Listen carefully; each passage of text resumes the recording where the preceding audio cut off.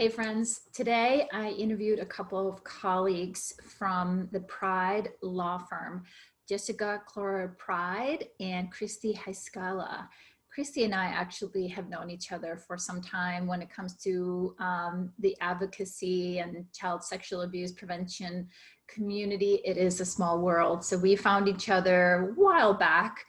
Christy now serves a very important and special role on Jessica's team as a survivor advocate. And as I'm always looking to empower survivors of sexual assault or child sexual abuse with information, education, and how they can take their power back after having been victimized, I invited them to join me for a short chat. So I'm just going to go ahead and let them tell you what they do and the services that they provide. And if you're curious to learn more about them, please check out the link to their website below. And below you will also find information about my services as a trauma recovery coach. So thank you for listening and checking this out. Hello, everyone. So glad to be here with my new favorite friends. Welcome, Christy and Jessica. So good to be here with you. And just before I hit the record button, I was saying we're going to keep this as casual as possible. As a survivor of childhood sexual abuse and sexual assault, and for so many years not having my voice and being able to take my power back, I'm all about getting information out for other survivors about how can we take our power back and how can we find some justice.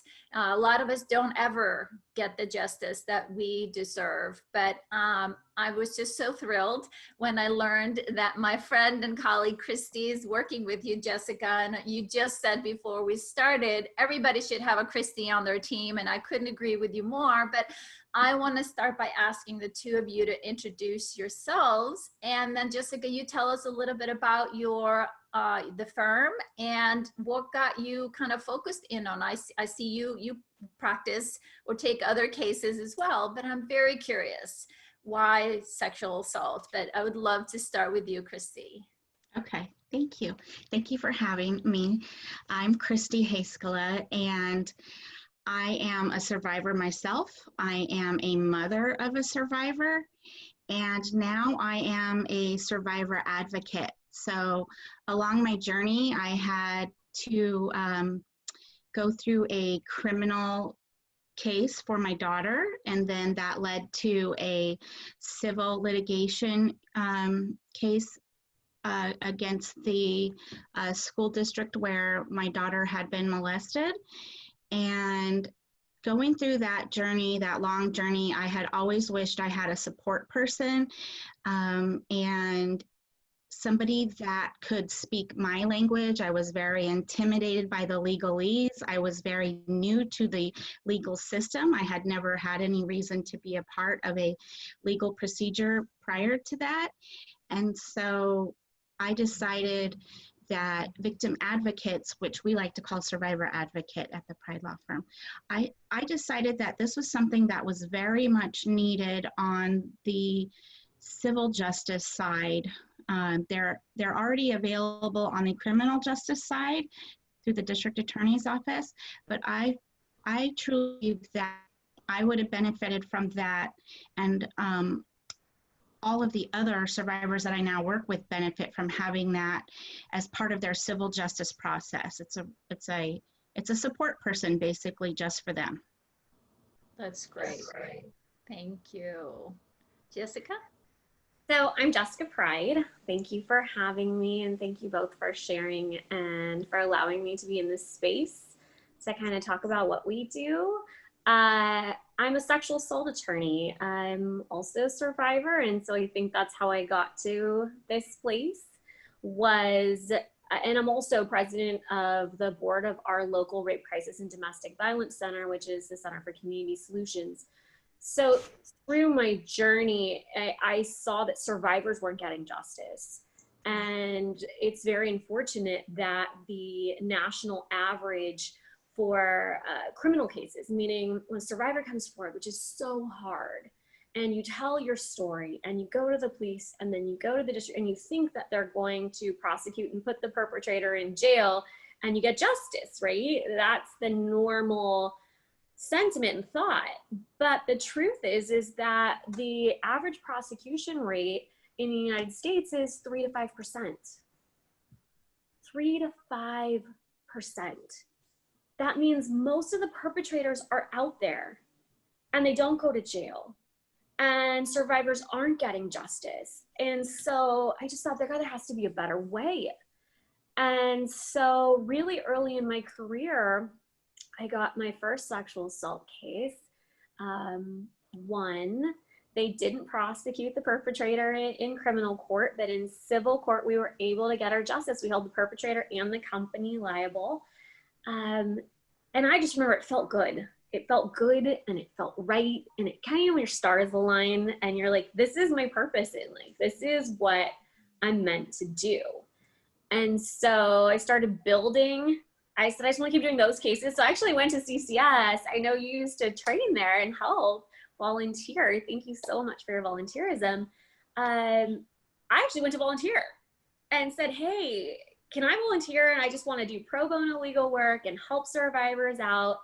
And they actually said, hey, can you help us with civil cases? Because we've got nowhere to take them and the grants don't cover them for their legal department to help. So that was, God, I don't know, 12 years ago, 13 years ago. And it grew and grew. And at one point I left. I was at the biggest firm in town.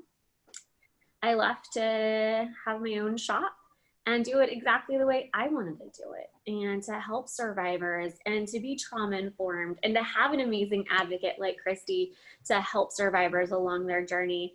And so that's what we're doing here at the Pride Law Firm. We're helping in sexual violence, one client at a time, and we get it.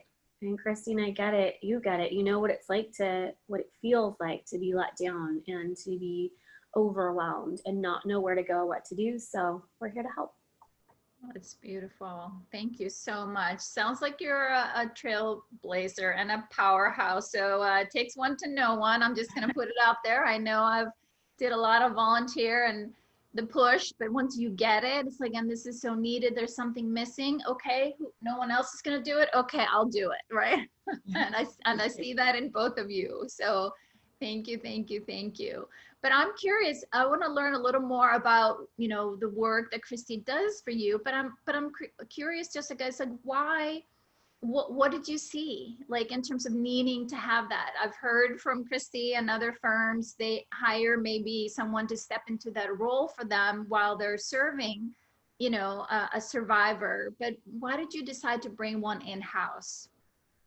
So we're actually the first firm in the country to have a full-time victim. We call them survivor advocates, but the terminology in the community is a victim advocate, in-house full-time.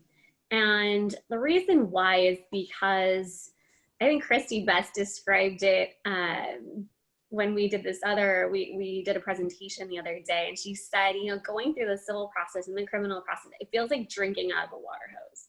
And there's so much coming at you. And, you know, our entire office, we did our best to reduce trauma to a survivor and to, you know, kind of guide them along the way and let them know what was happening. But we appreciate and we realize that sometimes clients are scared to talk to lawyers sometimes. I mean, I'd like to think I'm not scary, but, you know, sometimes I use legal jargon, or I'm really busy and flying all over the country and doing this or that and may not be available at the exact moment that a survivor needs me. And so I met Christy years ago.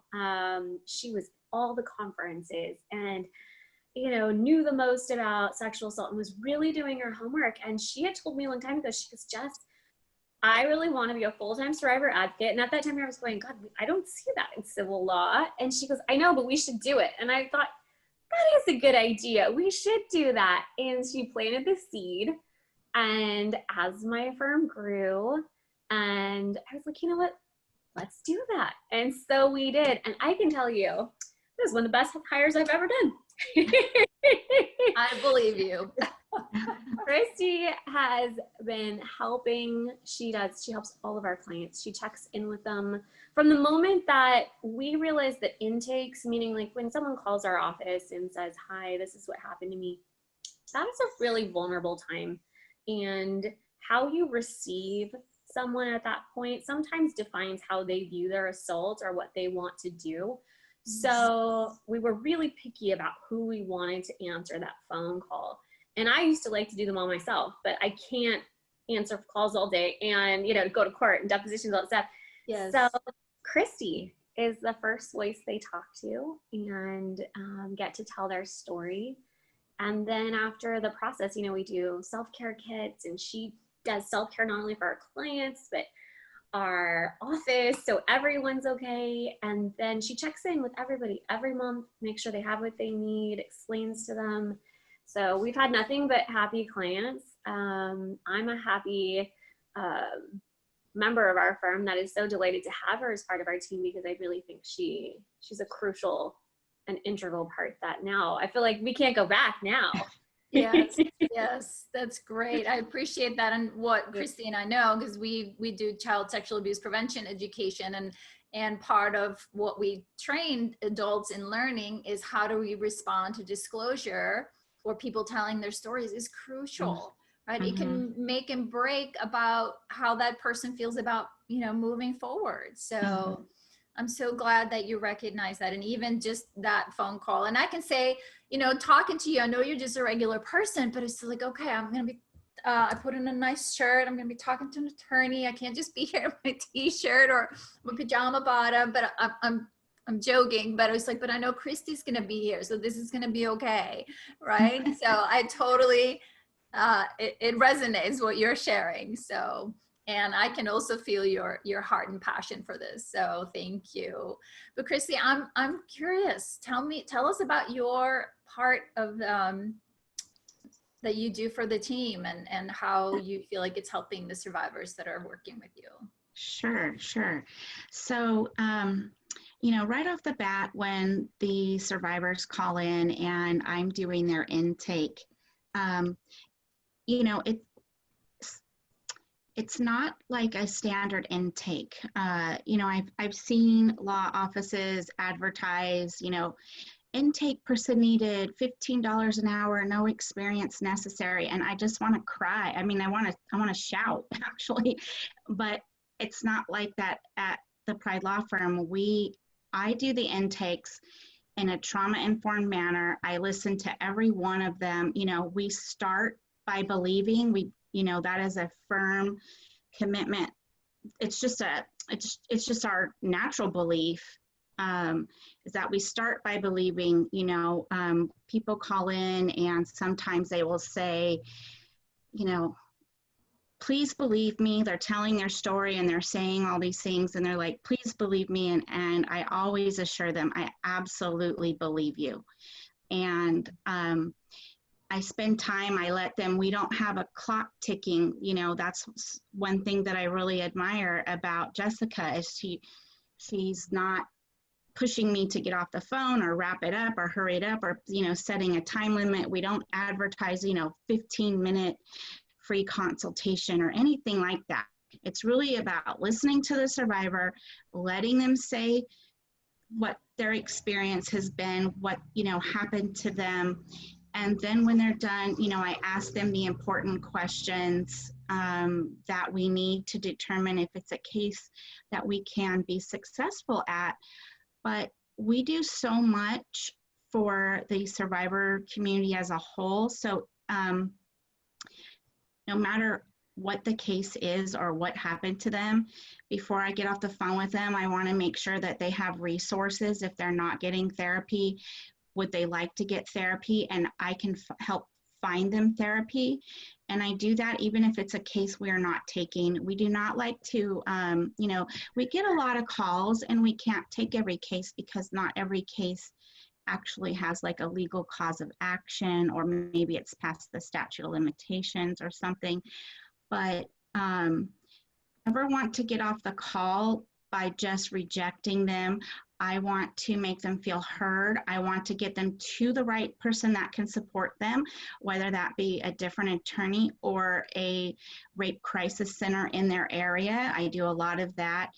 And like I said, therapists. And I do a lot of vetting of therapists. I build relationships with them and I research them. I do not just Google, therapists in their area and send them that. I actually make sure that this is a therapist that has a lot of experience, particularly with sexual assault or sexual abuse, or maybe it's an adult survivor of child sexual abuse. So I make sure it's very specific to them. Maybe it is a woman of color or a male, and so I make sure, do you want, a lot of times if it's a Black woman, she wants a Black therapist. If it's a male, sometimes he only feels comfortable speaking to females, or maybe he does want to speak to a male. So before I get off that call, I make sure that they're taken care of.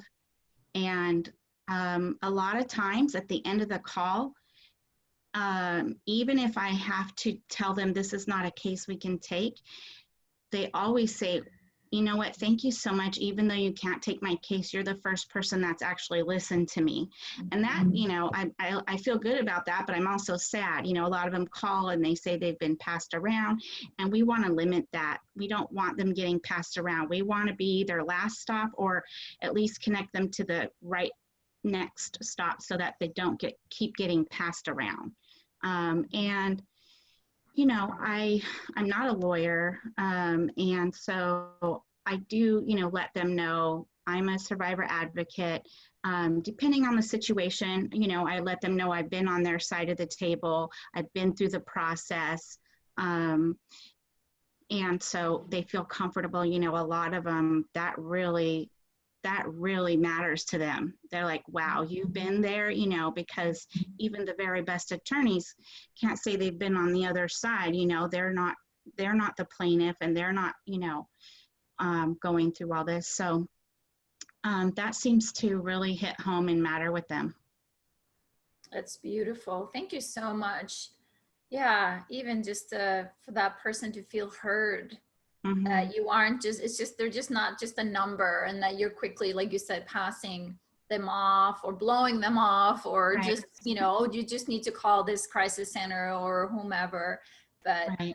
you're actually really making sure that they connect to another human, and you're treating them, with kindness and respect. Yeah. Yeah. And just that is huge. It's huge. Wow.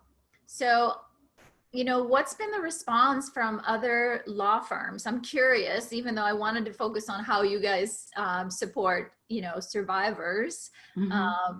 But, what's been the response when they hear that, you're working full time doing this, Jessica? It's been great, actually. Now, Christy and I have been teaching nationwide and teaching other law firms about how to be trauma informed and how to help clients. Because when a lawyer goes to law school, and then technically this falls under the umbrella of what we call personal injury litigation, there is nothing in your training or, your post-bar experience that would provide you trauma-informed training or talk to you about how to talk to survivors or how these cases are different than a car crash. And so I think we really pioneered that territory. And so we feel that it's our responsibility to help survivors around the country. And so if we can't take the case, we want to make sure that, because we can't take all the cases. I mean, that's really, and I don't take all the cases. There's enough for everyone to share.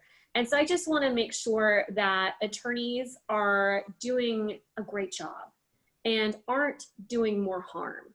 That's the worst thing, is have attorneys that don't realize what they're doing and they trigger survivors, or they're insensitive. And so we wanted to educate them. So I actually started a litigation group, a nationwide litigation group. We now have hundreds of members that are part of it, in which we train lawyers on how to do sexual assault and sex abuse cases. And like I said, Christy's spoken with me now a number of times. We've got a couple more presentations this year. I think somebody said, or was it you, Christy, you said, well, we're giving away the secret sauce. Like, should we keep that like close to the vest? And my thought process is really, I'd rather just help everyone and, you know, raise the tide, because I think it lifts all boats, and I'd rather have trauma-informed advocates out there than survivors getting hurt. Yes, yes. So I know you went through some training with Center for Community Solution and some other local trainings, Christy, but how are you training advocates? Like how can we get more people to do what you do? Christy. Well, I actually, so we just had a new intern start at the Pride Law Firm yesterday. I think it was, yeah, yesterday. I know it's a long time ago, right? I know. And so she started yesterday, and she's very interested in eventually becoming a victim advocate. So she asked me the same question. She asked me, how did you get started and how did you go down this road? And so I actually keep track of all the training I do. And I share it openly. You know, I have it listed, and I said, here, I'll send you a link and I'll show you all the training that I've been through, because there's lots of training out there that's free, you know, through the Department of Justice has a Office for Victims of Crime. They have a training. Your local rape crisis center has trainings. EVAWI and Violence Against Women, IVAT, and I always suggest going to all of the conferences you can, and if you can't afford it, you can volunteer for the conference. That's like a little, you know, secret that not everybody knows. You just have to ask, can I volunteer so that I can attend the conference for free? And that's what I did a lot, and that's why Jessica saw me everywhere, because I went to all the conferences, and then, you know, and I also spoke at conferences when I could. But I really just was like a sponge. I went everywhere to learn everything I could possibly learn, and I continue. I learn, you know, I probably take at least one webinar a week, even if sometimes it's nothing new to me. I want to hear a fresh perspective. You know, I took a webinar from the elder law group, the National Elder Law Group, the other day, because it was trauma informed, and I wanted to hear, you know, the perspective of that, you know, because we sometimes actually do get older women and men calling in that, you know, that are elders. But so I just tell everybody, you know, I try to help mentor the young people coming up behind me. That's great. Well, and I think since the Me Too movement happened too, a lot of lawyers decided to get into this space. I don't know if they necessarily got into it because they thought they wanted to help survivors, but because it looked lucrative, and they were going, oh, wow, let's jump on the bandwagon. I want to be a Me Too lawyer too.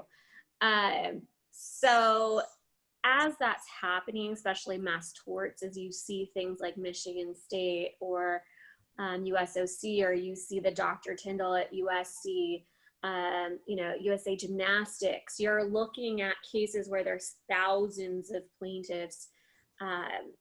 These bigger firms have really come into this space and wanted to be part of that. So I think that's a reason why Christy and I too got involved, and they're hiring advocates now, which is awesome. They're hiring advocates. I think sometimes they're taking advocates from, you know, rape crisis centers or from the DA's office, but that's good because that creates more jobs out there. You know, I never want anybody to lose their advocate, but there's somebody else who needs a job, especially in this economy. I think it's good that we're creating that space. And I'm just happy that they want to do it. Yes, yes. That's great. That's great. So I'm just curious. So if there's a survivor that sees this video and, you know, they have sexual assault in their history, and they may even have child sexual abuse in their past, and for one, maybe they think the statute of limitation has run out for them, or it happened with a relative. Like, as we know, so much of the abuse happens with someone that the child or even the adult knows. what can you suggest to those who are just wondering, if there's even a case or a reason for them to move forward? Right, so that's a good question, and I'd say it depends on the state. I know you're in Portland now, we're in California.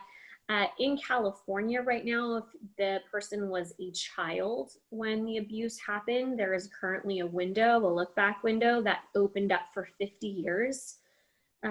Usually your statute before was roughly, just generally speaking, up until your 26th birthday. Now you can go back 50 years until the end of next year. But my best advice is to contact a law firm. We give free consultations. Most personal injury law firms also give free consultations. Tell them the facts. That way a lawyer can make the determination as to what your statute of limitations is and whether it has expired or not, because you don't really want to, sometimes you can Google it, but there are exceptions to the rule. And so I'd hate for a survivor to get it wrong and miss their chance at justice. And just because you call a lawyer doesn't mean that you then have to go with that lawyer or you have to do a case or any of those things. We're here to provide answers and information. And then it's your choice to decide if you want to do that, because this isn't everybody's cup of tea. And justice looks different for every single person. Some people want to do just a criminal case. Some people want to do a civil case. Some want to do both. Some want to do none. And that's okay. A survivor's entitled to decide how they want to proceed and to make their own choices. And I think that's part of their healing process, is to be able to choose for themselves, decide to say, nope, this is what I'm going to do. So we are 100% supportive of a survivor's right to choose. That's great. That's great. So like you said, you're in California, and Christy, I want to hear from you too on this, but just to put it in here that if someone from another state, yes, I'm in Oregon now, you're in California, is there, if they called you just after seeing this and are, feel the comfort level there, would you accept their call, or would you just encourage them to go find an attorney in their own state? So Christy, maybe you can. Yeah, no, we take all the, I take every call. I talk to every single person that calls in, or we have a website and some people fill out the form on the website. And I always call them back regardless, even if, the information they give, just by reading it, even if I could tell, I don't think that we're gonna be able to take that case, I still call them. We always call them. We always talk to them. And depending on the situation, I can tell them, we need to look into the statute of limitation in your state, because many of them do have this look back window right now. And I am not a lawyer, so I do tell them that, I am not a lawyer, so I do have to review this with Jessica or Alana or, one of our attorneys. But we still give them advice, and I will still, connect them to their local rape crisis center. I will still explain, and I will literally find the right, where they're calling from, and I will find it for them. I don't just tell them to go Google that. I just forgot what I was going to say. Well, I would say we take cases we will take cases all over the country. It just depends, they're case specific. Sometimes it doesn't make economic sense for a survivor to pay for us to fly out there and do their case. And in that case, I'll say, because I really want to see the survivor get the most money and to profit and be able to take that money to, get a new job, move, peace, whatever it is, hire healers. Yes.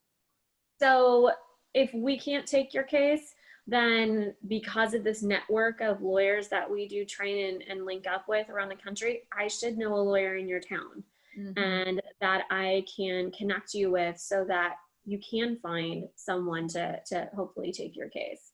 So yeah, we'll find you, we'll get you help.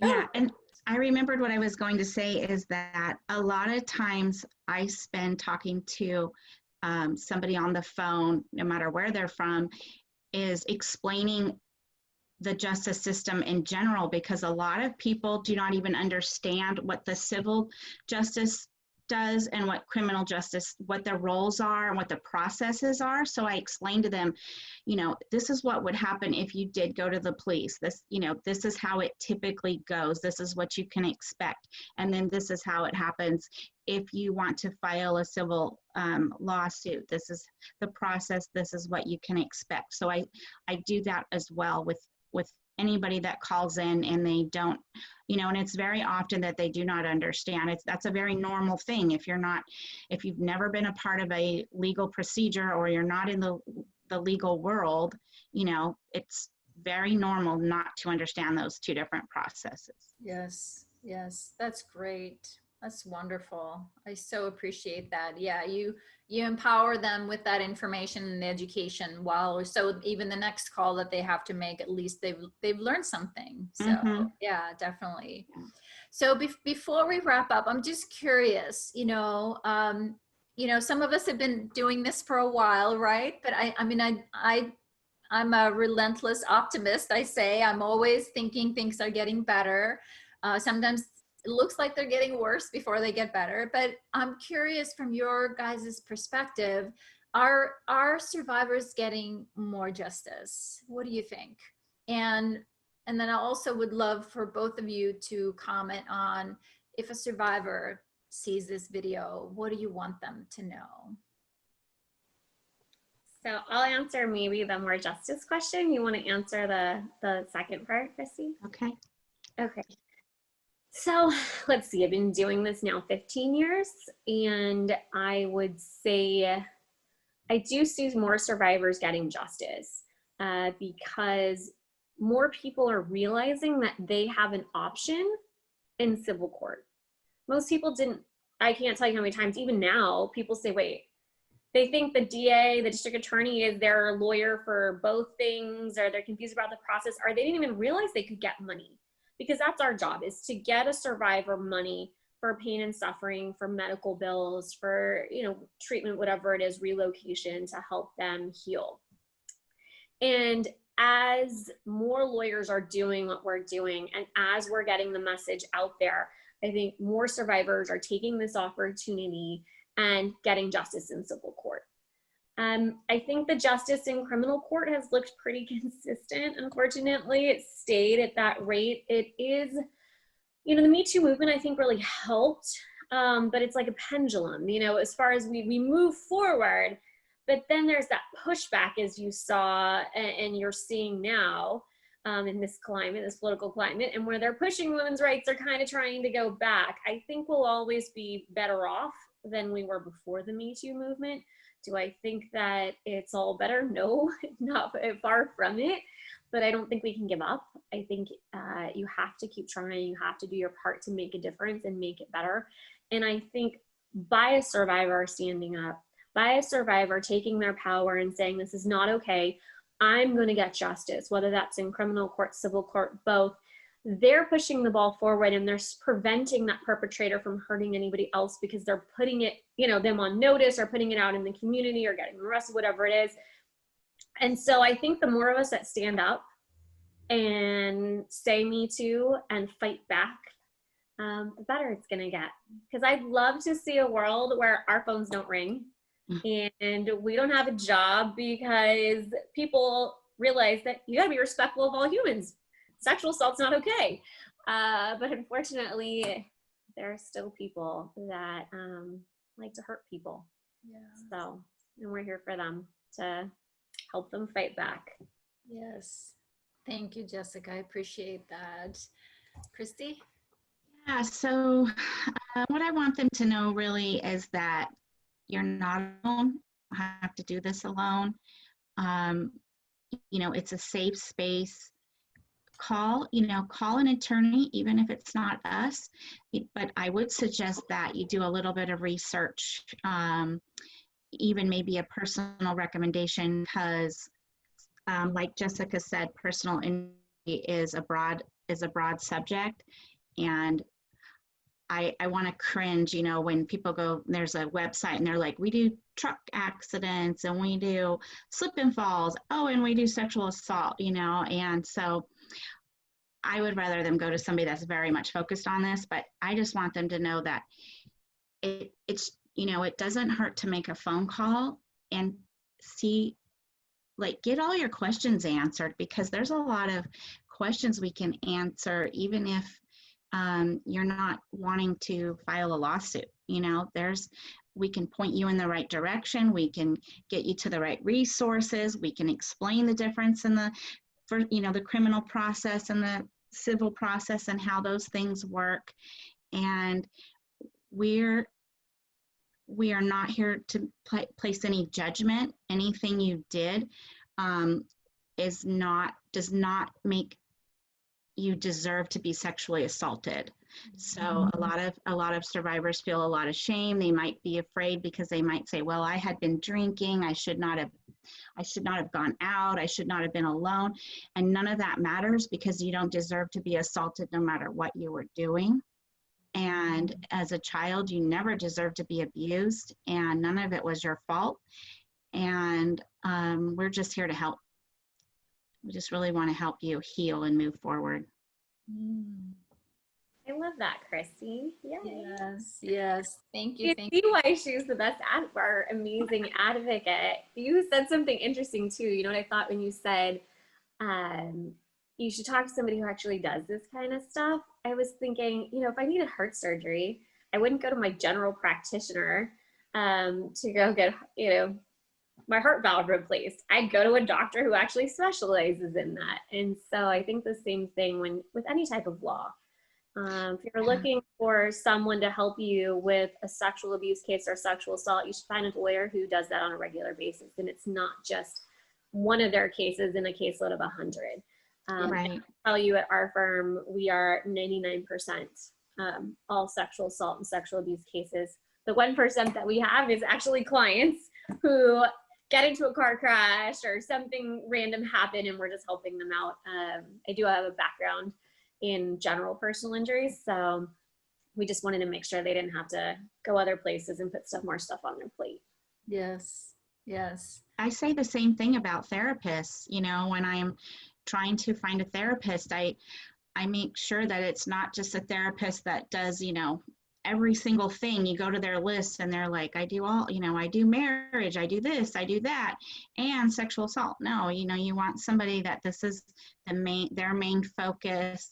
That way, you know, they're keeping current with best practices and being trauma informed. And yeah.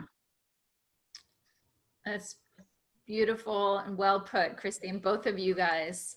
Thank you so much. Thank you so much. And, you know, I'm going to provide a link to your website underneath this video so people don't have to go far if they want to learn more about you. But from the bottom of my heart, I want to thank you, not just for the survivors' lives that you touch, obviously, Christy, when they just make that scary phone call and get your heart and spirit on the other end, who is willing just to see them as the fellow human that they are and make sure that they recognize that no matter what, you see them, hear them, are there to support them and guide them in the right direction. And thank you, Jessica, for your advocacy and being a trailblazer, and for being so generous to support other attorneys out there that need to know that, yeah, no, this is not just a car accident or a slip and fall. You know, we're dealing with, you know, this goes pretty deep for survivors, and it took a lot for them to get, you know, probably in and through your door. So, and how you treat and respect them and help them to feel empowered again. And because we know healing is hard, it's a long journey and it costs a lot of money. And that's why I've been doing online support groups for years, because I was just like, survivors, we need to empower them and help them find each other so they can support each other, because we can't do this alone. We need a community. We need a huge tribe, and it takes a long time. So anyways, just, you know, from my heart to yours, and for all the survivors that you guys have helped and continue to help, thank you. Thank you. Thank